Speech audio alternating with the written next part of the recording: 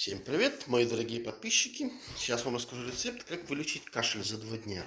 Берем такие таблетки от кашля, самые дешевые, и мукалтин обычный. Ну, желательно такой шипящий, который вот бросаешь, он шипит. От мокрого кашля, да, вот мне подсказывают. Берем 2 таблетки, таких таблеток от кашля, и 2 таблетки мукалтина. Набираем теплой водички в стаканчики, кидаем сюда и добавляем вот такой вот мед, балхам. На Озоне продается. Все, перемешиваем. Получается такая забабаха. Все, 4 раза в день. Кашель за 2 дня как рукой сняло. Пробуйте.